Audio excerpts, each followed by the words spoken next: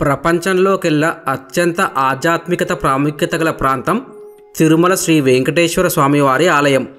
చుట్టూ పచ్చని కొండలు, మధ్యలో శ్రీవారి ఆలయం. ఈ రమణీయ దృశ్యాన్ని చూసేందుకు ఎన్ని కనులైనా సరిపోవు.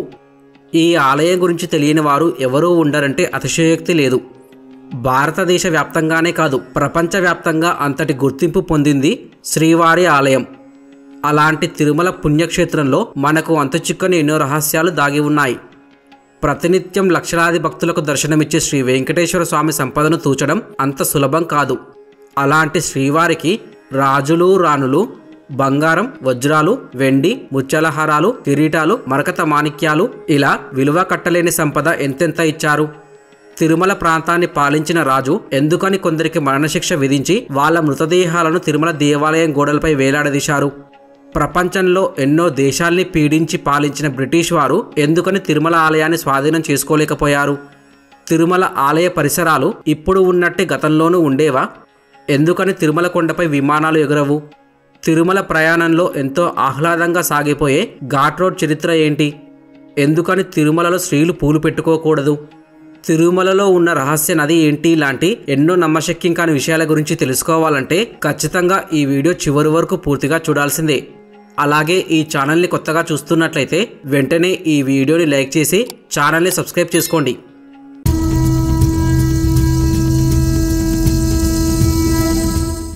పూర్వం తిరుపతికి 23 కిలోమీటర్ల దూరంలో ఈ మండపంలో ఒక పెద్ద గంట వేలాడుతూ ఉండేది.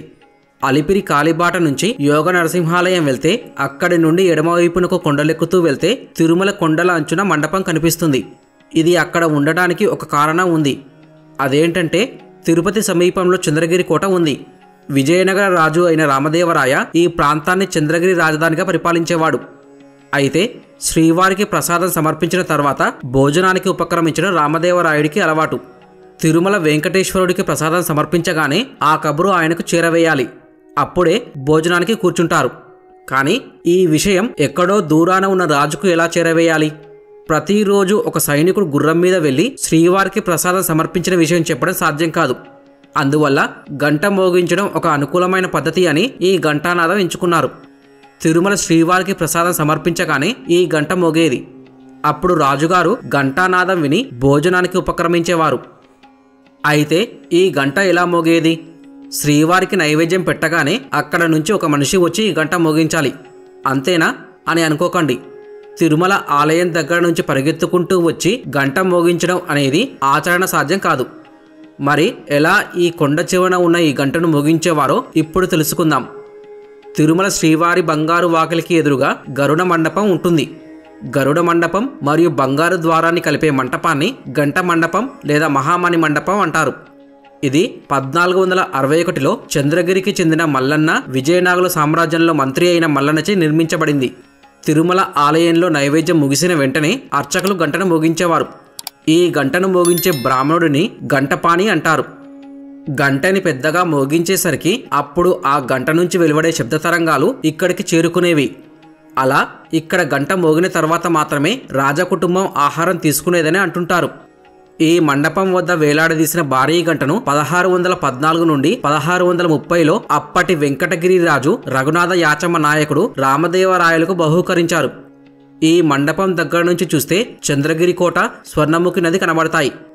అయితే 16వ శతాబ్దంలో నిర్మించిన ఈ మండపం నిటారుగా నిలబెట్టారు.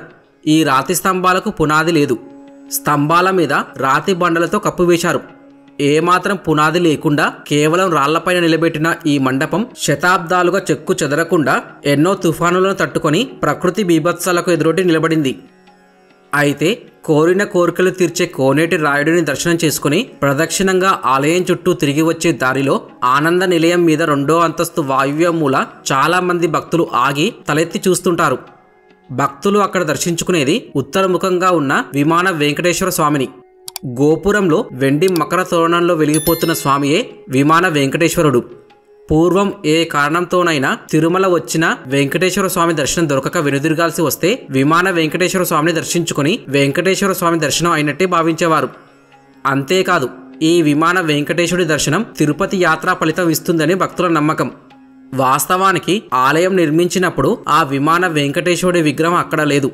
తర్వాతి కాలంలో అది అక్కడికి చేరింది. దీని వెనుక కొన్ని కథలు ఉన్నాయి. అవేంటంటే, విజయనగర పాలకులు తమ పాలనా కాలంలో స్వామికి అనేక బంగారు ఆభరణాలను అందజేశారు. అయితే సాలో నరసింహరాయల కాలంలో శ్రీరప్పాయని అనే వంశపారంపర్య వైకానస అర్చకుడు శ్రీవారి ఆభరణాలు దొంగతనం చేశాడు. దానికి ఆగ్రహించిన నరసింహరాయలు అతనికి శిక్ష విధించాడు. అతని ఆస్తి జప్తు చేసుకోవడంతో పాటు మరణశిక్ష విధించాడని కొందరు, దేశ బహిష్కారం చేశాడని మరికొందరు చరిత్రకారులు అంటున్నారు. ఏది ఏమైనా తిరుమల గర్భాలయ అర్చకునిగా వంశపారంపర్య వైకానస అర్చకుడిని పదవి నుంచి తొలగించడంతో అతని స్థానంలో అతని కుమారుడు అర్చక బాధ్యతలు నిర్వహించవలసి వచ్చింది. కానీ అతని కుమారుడు బాగా చిన్నవాడు కావడంతో వ్యాసరాయ మఠస్థాపకుడైన మధ్వ సన్యాసి వ్యాసరాయలు 12 ఏళ్ల పాటు శ్రీవారి ఆలయ ప్రధాన అర్చకునిగా బాధ్యత నెరవేర్చాడు. అదే సమయంలో శ్రీవారి ఆనంద నిలయ విమానంపై వాయువ్య దిశగా ఓ శ్రీనివాసుని పోలిన శిల్పం ఉంది. వ్యాసరాయలు ప్రధాన అర్చకునిగా ఉండగా ఆయనే ఆ శిల్పానికి ప్రాణప్రతిష్ఠ చేశాడు.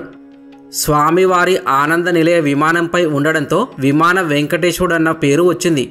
అయితే ఇది కాకుండా వేరొక కథ కూడా ప్రాచుర్యంలో ఉంది.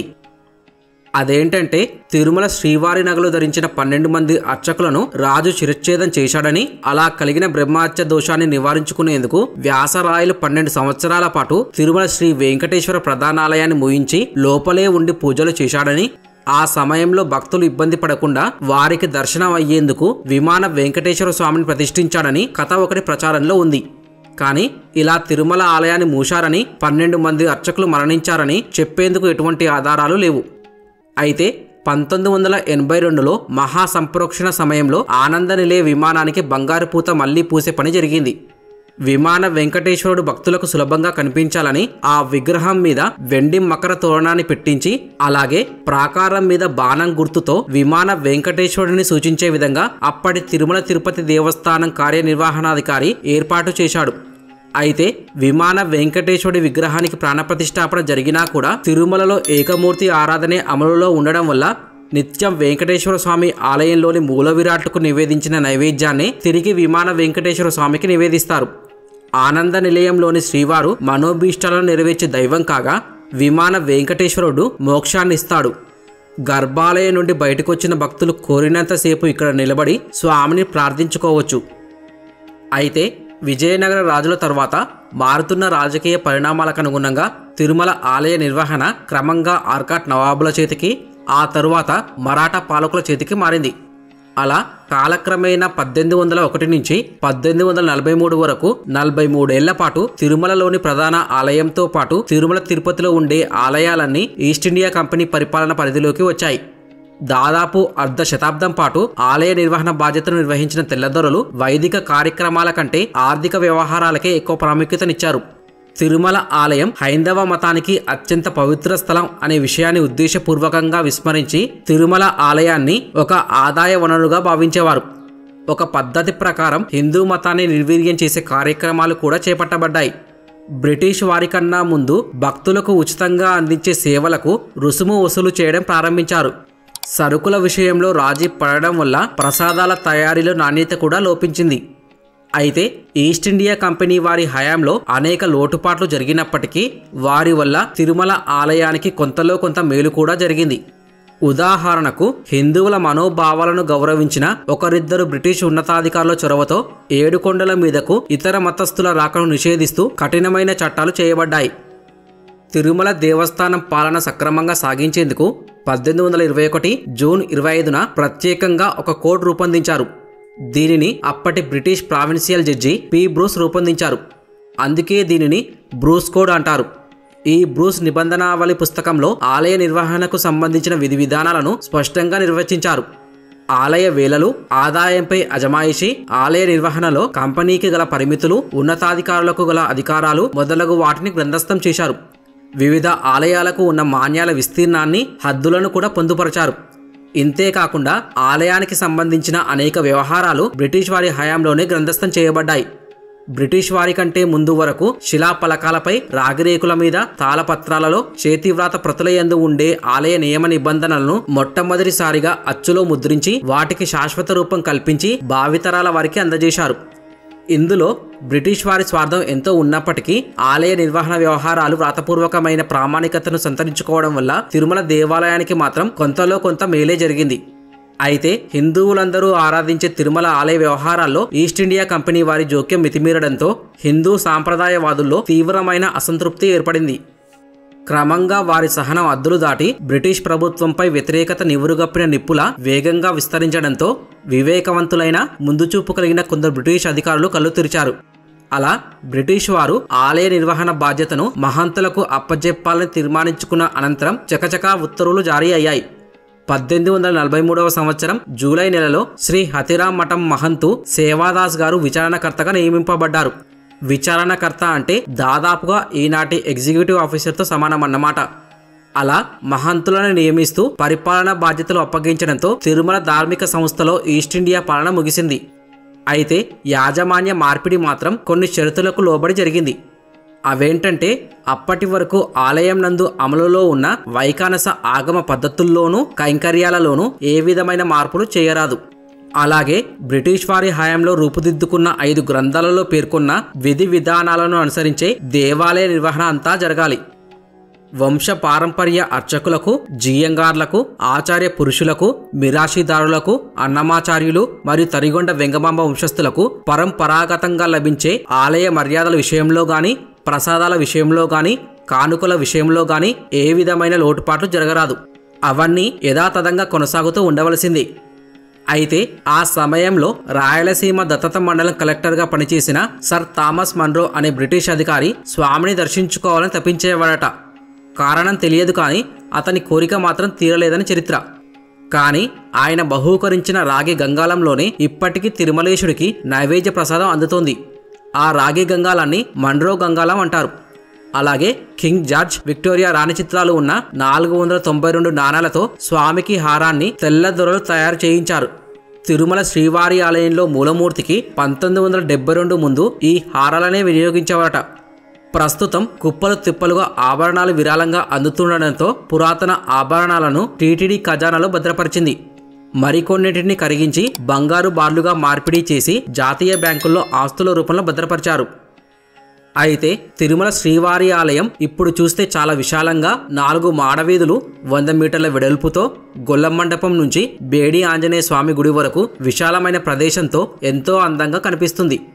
కానీ 1970లకు ముందు మాడవీధుల నిండా రకరకాల చిల్లర కొట్లతో, దండలు, పూసలు అమ్ముకునే వాళ్లతో, బిచ్చగాళ్లతో, ఆలయానికి సంబంధం లేని క్షురకులతో కికిరిసిపోయి ఉండేవి.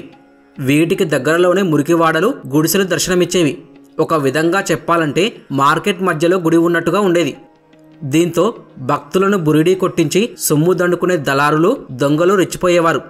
ఎంతో మంది తిరుమల కార్యనిర్వహణాధికారులు అక్రమంగా కట్టబడిన షాపులను, ఇళ్లను ఖాళీ చేయించాలని ప్రయత్నం చేశారు. కానీ అక్కడి స్థానికులు కోర్టులో వేసిన స్టేలతో ఎటువంటి ప్రయోజనం జరగలేదు. అయితే 1978లో తిరుమల కార్యనిర్వహణాధికారిగా బాధ్యతలు చేపట్టిన పివిఆర్కే ప్రసాద్ గారి మాస్టర్ ప్లాన్ కారణంగా తిరుమల ఆలయ రూపురేఖల్ని మార్చేసింది. ముందుగా బిచ్చగాలను తిరుపతి తరలించేశారు. మాడవీధుల్లో అంతకు ముందు ఉన్న మఠాలను కొత్తగా కట్టిన మఠాల వీధికి మార్పించేశారు. దీనిలో భాగంగా అక్కడ నివసించే వారి కోసం విడిగా తిరుమలలోనే ఒక టౌన్షిప్ కట్టించి ఇచ్చి ఇక్కడి ఇళ్లను కూల్చేశారు. అలాగే దుకాణదారులకు కూడా వేరే చోట స్థలం ఇచ్చారు.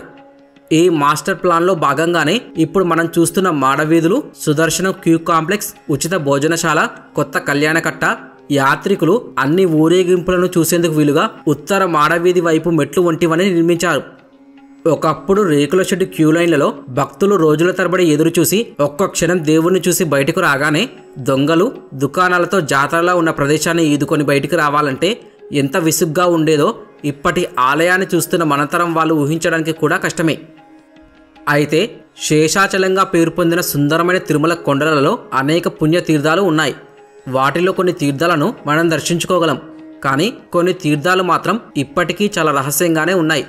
దేవతలు, మహర్షులు ఏదో ఒక సమయంలో ప్రతినిత్యం ఈ రహస్య తీర్థాలను సందర్శిస్తూనే ఉంటారని అంటుంటారు. అలాంటి రహస్య తీర్థాలలో ముఖ్యమైనది విరజా నది. ఈ విరజా నదినే దేవగంగా స్వరూపంగా మన పురాణాల్లో వివరించబడింది. మన భారతదేశంలో ప్రవహించే నదులలో సరస్వతీ నది అంతర్వాహిని నది అని మనకు తెలుసు. అలాంటి అంతర్వాహిని నదే మన తిరుమల 7 కొండలలోనూ ఉందని డెహ్రాడూన్కు చెందిన ప్రభుత్వ శాటిలైట్ సంస్థ తీసిన శాటిలైట్ ఛాయాచిత్రాల్లో ఈ విరజా నది యొక్క ఆనవాలు స్పష్టంగా కనిపించాయట. శేషాచలంలోని సమస్త జలధారులకు ఈ విరజా నదే మూల కారణం. అంతేకాదు ఇప్పటికీ ఈ నది 7 కొండలలో ప్రవహిస్తూ ఆ శ్రీనివాసుని పాదాలకు ప్రదక్షిణ చేసి శ్రీవారి ఆలయానికి పక్కన ఉన్న పుష్కరిణిలో కలుస్తున్నట్లు మన ప్రాచీన గ్రంథాలు కూడా తెలియజేస్తున్నాయి. వాస్తవానికి ప్రస్తుతం తిరుమలేశుడు ఆలయం ఉన్న ప్రాంతంలో పూర్వం విరజా నది ప్రవహిస్తూ ఉండేది. ఈ నదిపైనే శ్రీనివాసుడు పద్మపీఠంపై వెలిశాడని ఆలయ చరిత్ర తెలియజేస్తుంది. విరజా నది ఇప్పటికీ అంతర్వాహినిగా ప్రవహిస్తున్నదని తెలియజేసే కొన్ని ఆనవాళ్లు శ్రీవారి సన్నిధిలో ఉన్నాయట. సంపంగి ప్రాకారంలో గల ఉగ్రాణంలో ఉన్న ఒక చిన్న తొట్టెలో మనం ఈ విరజా నదిని చూడవచ్చు. అంతేకాదు శ్రీవారి గర్భాలయంలో స్వామివారి పాదాల చెంత అప్పుడప్పుడు ఊట కారుతుందట. అలా గర్భాలయంలోకి వచ్చిన నీటిని అర్చకులు బయటకు తోడివేస్తుంటారు. తిరుమలేశుడి పాదాల దగ్గర నీటి గలగలలు ప్రవాహాల శబ్దం వినిపిస్తుందని అంటుంటారు. అయితే 1964వ సంవత్సరం ముందు వరకు గర్భాలయం నుండి విరజా నది నీరు పెద్ద ఎత్తున బయటకు వచ్చేదట. కానీ ఆ సంవత్సరంలోనే ఆలయానికి మహాసంప్రోక్షణ చేసినప్పుడు ఆలయ అర్చకులు ఆ నీటిని బయటకు రాకుండా ప్రత్యేకమైన బండరాలతో గర్భాలయంలో మూసివేశారు. దీంతో ఈ విరజా నది నైరుతి వద్దనున్న ఉగ్రాణం వైపుకు ఒక్కసారిగా వెల్లువెత్తింది. అలా శ్రీనివాసుడి ఆలయానికి వాయువ్యం వైపు ఉన్న చక్రతీర్థం నుండి అంతర్వాహినిగా ప్రవహిస్తూ శ్రీవారి గర్భాలయంలోనికి ప్రవేశించి తిరుమలేశుడి పాదాలకు ప్రదక్షిణ చేసుకుని శ్రీవారి ఆలయానికి ఈశాన్యంలో ఉన్న పుష్కరిణిలో కలుస్తుంది. అత్యంత పవిత్రమైన ఎత్తైన ఈ తిరుమల గిరుల్లో ఇప్పటికీ పుష్కలంగా నీటితో నిండి ఉన్న కొన్ని బావులను చూస్తే ఆ విరజా నది ఇప్పటికీ అంతర్వాహిని అయి ప్రవహిస్తున్నదని నమ్మాల్సిందే. అంతేకాదు చిత్తూరు జిల్లాలో గల కేంద్ర ప్రభుత్వ రాడార్ సంస్థ కూడా తిరుమల గిరుల్లో అంతర్గతంగా అంతర్వాహిని నది ప్రవహిస్తుందని నిర్ధారించింది. అలా ఆ సర్వేలను పరిశీలించిన అధికారులు మన పురాణాల్లో తెలిపినట్లే ఒక పెద్ద అంతర్వాహిని నది ఆలయానికి వాయువ్యం వైపున ఉన్న నారాయణగిరి పర్వతాల నుండి శ్రీనివాసుడి ఆలయానికి వచ్చినట్లు నిర్ధారించుకున్నారు. ఈ నీటి ప్రవాహాన్ని పురాణాల్లో తెలిపిన విరజా నది కావచ్చని శాస్త్రవేత్తలు భావిస్తున్నారు. అయితే ముత్తైదువులు ఏదైనా గుడికి వెళ్ళేటప్పుడు పువ్వులు, నగలు నిండుగా ధరించి వెళ్ళడం మన సాంప్రదాయం. కానీ కలియుగ దైవం శ్రీ వెంకటేశ్వర స్వామి కొలువై ఉన్న తిరుమలలో మాత్రం భక్తులు ఎటువంటి పరిస్థితులలో కూడా పువ్వులు పెట్టుకుని స్వామివారి దర్శనానికి వెళ్లరు. శ్రీవారి దర్శనానికి వెళ్లే భక్తులు పొరపాటున పువ్వులు పెట్టుకుని వెళ్లినా చెక్ పోస్టు దగ్గర క్యూ లైన్లలో పువ్వులను తీసేపిచ్చి స్వామివారి దర్శనానికి భక్తులను పంపుతారు. అయితే ఈ విధంగా తిరుమలేశుడి దర్శనానికి వెళ్లే భక్తులు పువ్వులు ఎందుకు పెట్టుకోకూడదో దాని వెనుక ఉన్న కారణం ఏమిటో ఇప్పుడు తెలుసుకుందాం. శివుడు అభిషేక ప్రియుడు, వెంకటేశ్వర స్వామి పుష్పాలంకార ప్రియుడు. అందుకే బ్రహ్మోత్సవాల సమయంలో స్వామివారికి ఎన్నో రకాల పూలతో పుష్పయాగం చేస్తుంటారు. సాధారణంగా కంచి మండపాన్ని త్యాగ మండపం అని, శ్రీరంగాన్ని భోగి మండపం అంటారు. అదేవిధంగా తిరుమలను పుష్ప మండపం అని పిలుస్తారు. అందువలన తిరుమలలో పూసే ప్రతి పువ్వు మనుషులకు కాకుండా ఆ భగవంతుడికే సమర్పించాలని అక్కడి భక్తులు భావిస్తారు. అందుకోసమే అక్కడ మహిళలు లేదా పురుషులు సైతం పువ్వులను ధరించారు. అలా తిరుమలకు వెళ్లే భక్తులు ఎవరూ కూడా పువ్వులు పెట్టుకొని స్వామివారి దర్శనానికి వెళ్లరు. అయితే పూర్వకాలంలో తెలియక ఎవరైనా స్త్రీ పురుషులు తిరుమల కొండ మీద పువ్వులు పెట్టుకుంటే అక్కడి కోతులు వచ్చి వెంటనే పువ్వులను తొలగించేవట. అంటే అక్కడి వానరాలు సైతం ఇక్కడి పుష్పాలు శ్రీవారి కోసమే అనే విషయం చెప్పడం. ఇదంతా తిరుమల మహత్యమే. తిరుమలలో భక్తులు పూలు పెట్టుకోకపోవడానికి అసలు కారణం ఇదే. అయితే తిరుమల శ్రీవారి ఆలయం మీద విమానాలు ఎందుకు ఎగరవో తెలుసా? దీనికి 2 ప్రధానమైన కారణాలు చెప్పుకోవచ్చు. ఆగమశాస్త్రం నియమావళి ప్రకారం తిరుమల ఆలయంపై హెలికాప్టర్లు, విమానాలు ఎగరడం నిషిద్ధం. పైగా ప్రతిరోజు కొన్ని వేల నుండి లక్షలాది మంది భక్తులు స్వామిని దర్శించుకోవడానికి వస్తుంటారు. అలాంటి పుణ్య ప్రదేశంలో ఉగ్రవాదుల నుండి ముప్పు పొంచి ఉంది. ఈ కారణాల వల్ల టీటీడీ అధికారులు ఎన్నోసార్లు డీజీసీఏతో సంప్రదింపులు జరిపి తిరుమల ప్రాంతాన్ని నో ఫ్లై జోన్గా ప్రకటించమని కోరారు. కానీ డీజీసీఏ నుండి సానుకూలమైన స్పందన రాలేదు. తిరుమలని నో ఫ్లై జోన్గా ప్రకటించడం కుదరదని చెప్పారు.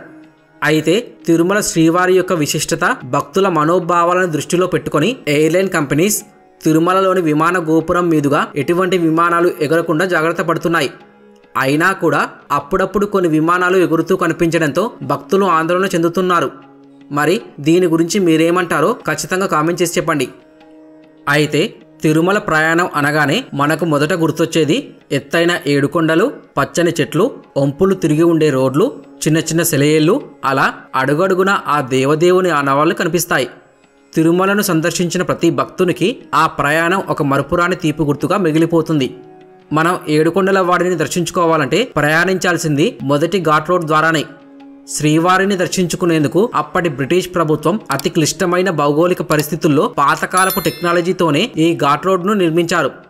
అయితే పూర్వం నుండి స్వామివారి దర్శనం కోసం వెళ్లాలంటే కాలినడకన దట్టమైన అడవిలో పాదయాత్రగా వెళ్లేవారు.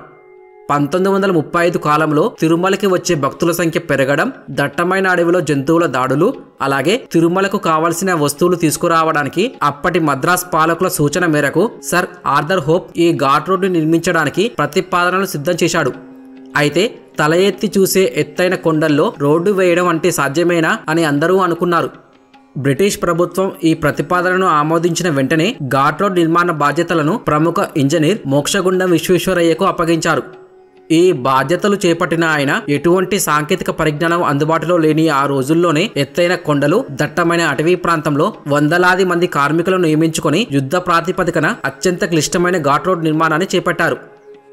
ఘాట్ రోడ్ నిర్మాణ సమయంలో కూలీలకు మగవారికి రోజుకు 6 అణాలు, ఆడవారికి 4 అణాలు చొప్పున కూలీ ఇచ్చేవారు.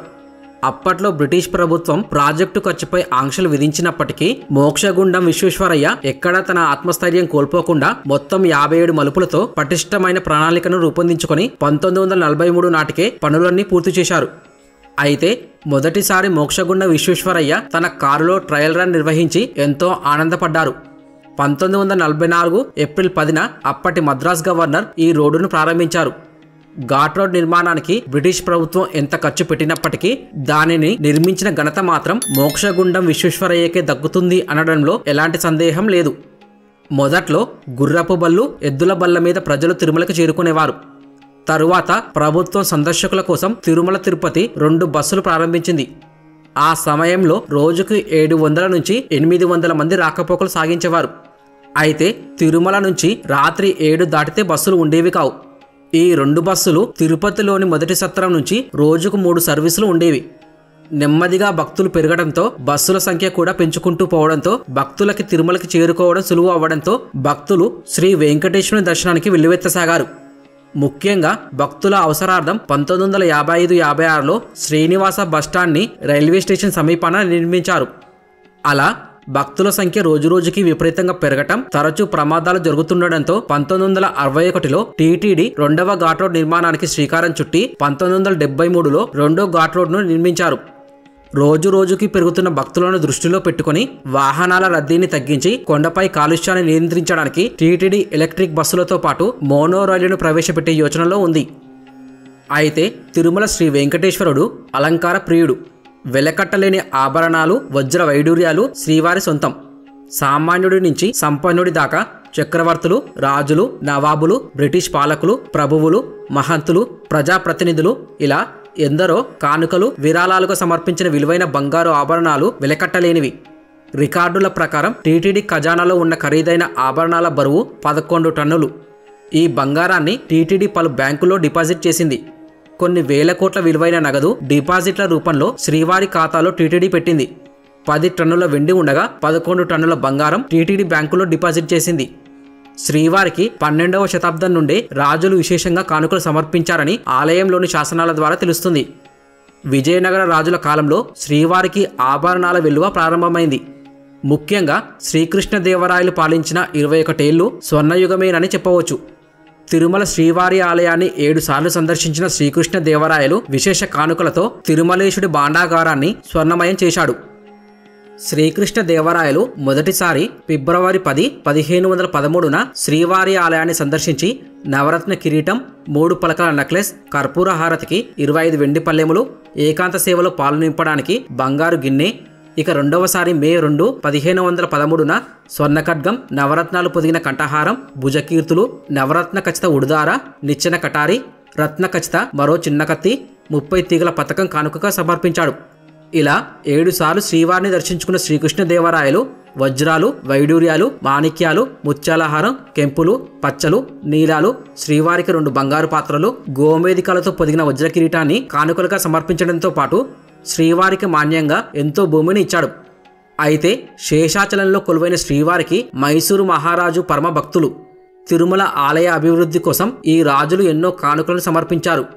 ముఖ్యంగా వెంకటేశ్వర స్వామి మూల విరాట్తో పాటు ఉత్సవ మూర్తులకు బంగారు, వెండి, కెంపులు, వజ్రాలు, పచ్చలతో తయారు చేయించిన అనేక అమూల్యమైన ఆభరణాలను బహూకరించారు. బ్రహ్మోత్సవాల్లోని 5వ రోజు ఉదయం తిరుమల శ్రీవారు పల్లకీలో ఊరేగుతారు. ఈ పల్లకీని మైసూరు మహారాజు ప్రత్యేకంగా ఏనుగు దంతాలతో తయారు చేయించారు. అంతేకాకుండా శ్రీవారి బ్రహ్మోత్సవాల్లో ఉపయోగిస్తున్న గరుడ, గజ, ముత్యపు పందిరితో పాటు సూర్యప్రభ, చంద్రప్రభ, అశ్వ, సర్వభూపాల వాహనాలను మైసూరు మహారాజులే ఇచ్చారు. 300 ఏళ్ల క్రితం శ్రీవారి నిత్య దీపారాధనకు అవసరమైన ఆవు నెయ్యి మైసూరు సంస్థానం నుంచే వచ్చేది. ఆ సంప్రదాయం ఇప్పటికీ కర్ణాటక ప్రభుత్వం కొనసాగిస్తుంది. నిత్య దీపారాధనకు అవసరమైన ఆవు నెయ్యిని తిరుమలేశుడికి పంపిస్తుంది.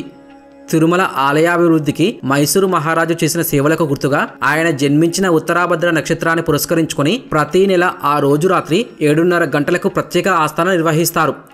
అంతేకాదు తంజావూరు రాజులు పాండ్యన్ కిరీటాన్ని కానుకగా సమర్పించారు. స్వామివారి పూజకు వాడే 108 బంగారు పువ్వులను గుంటూరు జిల్లాకు చెందిన షేక్ హుస్సేన్ సాహెబ్ అనే ముస్లిం సమర్పించడం విశేషం. ఇలా ఎంతో మంది వ్యాపారవేత్తలు కొన్ని కోట్ల విలువైన వివిధ కిరీటాలను స్వామివారికి సమర్పించుకున్నారు. ఇవే కాకుండా సువర్ణ పద్మపీఠం, దశావతారహారం, సువర్ణ యజ్ఞోపవీతం, 32 కిలోల సహస్రనామహారం, 4 కిలోల చతుర్భుజ లక్ష్మీహారం, సువర్ణ పాదాలు, ఉదరబంధము, బంగారు పులిగోరు, తులసి పత్రహారం, సూర్య కటారి, కటి వరదాహస్తాలు, రత్నాలతో చేసిన శంకుచక్రాలు, రత్నాల కరపత్రాలు, నాగాభరణాలు, భుజకీర్తులు, రత్నకిరీటం, మేరుపచ్చ, 7 కిలోల రత్నాల మకరకంటి, రత్నాల కటి వరదాహస్తాలు, బంగారు వస్త్రాలు, ఆకాశరాజు కిరీటం వంటి అనేక ప్రత్యేక ఆభరణాలు ఉన్నాయి. అయితే తిరుమల శ్రీ వెంకటేశ్వరుని ఆలయ గోపురం ఇతర ఏ దేవాలయాలకు సాటిరాని విధంగా బంగారంతో మహోజ్వలంగా దేదీప్యమానంగా మెరిసిపోతూ ఉంటుంది. శ్రీవారి ఆలయంలో ఈ భాగాన్ని ఆనంద నిలయం అని, విమాన గోపురం అని అంటారు. అయితే విమాన గోపురానికి బంగారంతో తాపడం చేయించాలనే ఆలోచన ఎవరికి వచ్చిందో అనే సందేహం కలగడం సహజం. విజయనగర రాజైన నరసింహదేవరాయలు మొదటిసారి ఆనంద నిలయానికి బంగారు రేకులు తొడిగించాడు. తర్వాత సాలువ మాంగిదేవ మహారాజు, ఇక 3వసారి మల్లన మంత్రి, 4వసారి శ్రీకృష్ణదేవరాయలు ఆనంద నిలయానికి బంగారు పూత పూయిస్తూ వచ్చారు. ఇలా 5వసారి కంచి తాతాచార్య, 6వసారి హతీరాంజీ మహంతు ప్రయాగదాసు ఆనంద నిలయానికి బంగారు పూత పూయించారు. ఇక 1958లో 7వసారి అప్పటి తిరుమల తిరుపతి దేవస్థానం ప్రధానాధికారి 12,000 తులాల బంగారంతో విమాన గోపురానికి బంగారు పూత పూయించారు. ఇది మీకు తెలుసా? ఆనంద నిలయం గర్భగుడిలో శ్రీవారి విగ్రహం భక్తులకు గర్భగుడి మధ్యలో ఉన్నట్లు కనిపిస్తుంది. కానీ నిజానికి తిరుమలేశుడి విగ్రహం గర్భగుడి మధ్యలో ఉండదు. గర్భగుడికి కుడివైపు మూలలో వెంకన్న విగ్రహం ఉంటుంది. సరిగ్గా గమనిస్తే ఇది మీకు స్పష్టంగా తెలుస్తుంది. ఇక గర్భగుడిలోని శ్రీవారి విగ్రహం ముందుంచే మట్టి దీపాలు ఎప్పుడూ కొండెక్కవు. ఆ 7 కొండలవాడి దర్శనానికి వచ్చే భక్తుల యొక్క నిర్మలమైన హృదయానికి ఇవి ప్రతీకలుగా నిలుస్తుంటాయి. కొన్ని వేల సంవత్సరాల నుంచి కొండెక్కకుండా వెలుగుతున్న ఈ దీపాలు ఇప్పటికీ స్వామివారి ఎదుట కనిపిస్తాయి. అయితే తిరుమల శ్రీవారి విగ్రహం రాతితో ఏర్పడిందే, అయినా ఎప్పుడూ సజీవమైన జీవకలతో కనిపించడం విశేషం.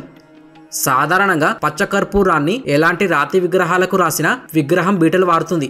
కానీ కొన్ని వేల సంవత్సరాల నుండి శ్రీవారి మూల విరాట్కు నిత్యం కర్పూరం రాస్తున్న చెక్కు చెదరకుండా ఉంది. దీన్ని బట్టి ఆ దేవదేవుని విగ్రహం భూమిపై ఎక్కడా లేని అరుదైన రాతితో ఏర్పడినట్లు భావిస్తారు. ఇక తిరుమల శ్రీవారికి ప్రతిరోజు కింద పంచె, పైన చీరతో అలంకరిస్తారు. దాదాపు 50,000 రూపాయల ఖరీదు చేసే వస్త్రసేవ ఉంటుంది. ఆ వస్త్రసేవలో పాల్గొన్న దంపతులలో మహిళలకు చీరను, పురుషులకు పంచెను అందిస్తారు. ఈ చీరను చాలా తక్కువ ధరకే విక్రయిస్తారు. తిరుమల శ్రీ వెంకటేశ్వర స్వామి గుండె మీద లక్ష్మీదేవి ఉంటుంది. ప్రతి గురువారం స్వామివారి నిజరూప దర్శనం సమయంలో శ్రీవారికి అలంకరించే చందనాన్ని తొలగించేటప్పుడు లక్ష్మీదేవి రూపం అచ్చులా వస్తుంది. అయితే కలియుగ దైవమైన శ్రీ వెంకటేశ్వర స్వామిని దర్శించుకోవడానికి వేలాది మంది భక్తులు ప్రతిరోజు వస్తుంటారన్న సంగతి మనకు తెలిసిందే. ప్రపంచ ప్రఖ్యాతిగాంచిన తిరుమల శ్రీవారి ఆలయాన్ని నిర్వహించే టీటీడీ ఓ స్వతంత్ర సంస్థ. ప్రస్తుతం టీటీడీలో దాదాపు 15,000 మందికి పైగానే ఉద్యోగులు పనిచేస్తున్నారు. టీటీడీ పర్యవేక్షణలో ఎన్నో ఆలయాలు ఉన్నాయి. 1500 ఏళ్ల నుండి తిరుమల చక్రవర్తులు పాలకుల ఆదరణకు నోచుకుంటూ వస్తుంది. 6వ శతాబ్దంలో పల్లవ రాణి సామవేయి కాలంలో ఆనంద నిలయాన్ని తిరుమలలో ప్రారంభించారు.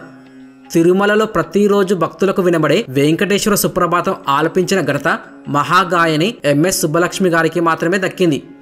ఇక తిరుమలలో శ్రీవారికి జరిపే అన్న కూటోత్సవాన్ని తిరుప్పావడ అంటారు. ప్రతి గురువారం నైవేద్య సమయంలో ఈ తిరుప్పావడ జరుగుతుంది. అప్పుడు సుమారు 450 కిలోల అన్నప్రసాదాన్ని లడ్డు, జిలేబీ, పాయసం, వడ, దోసె తదితర పిండి వంటలను శ్రీవారికి నైవేద్యం చేస్తారు. అయితే ప్రపంచంలోనే పెద్ద ఎత్తున ఆర్థిక లావాదేవీలు జరిగే ఆలయాల్లో తిరుమల దేవస్థానం తొలి స్థానంలో ఉంది. తిరుమలలో ప్రతి సంవత్సరం కొన్ని వేల కోట్ల రూపాయల దాకా బడ్జెట్ పెడుతుంటారు. అత్యధిక సంఖ్యలో భక్తులు సందర్శించే హిందూ దేవాలయం తిరుమలే. తిరుమల హుండీ రికార్డు కలెక్షన్ రోజురోజుకు పెరుగుతూనే ఉంది. తిరుమలలో ప్రతిరోజు సుమారు 2-3 కోట్ల రూపాయల వ్యాపారం జరుగుతుంది. అందులో ఒక్క టోపీలు, శ్రీవారి ఫోటోలే కోటి రూపాయల దాకా వ్యాపారానికి మూలం.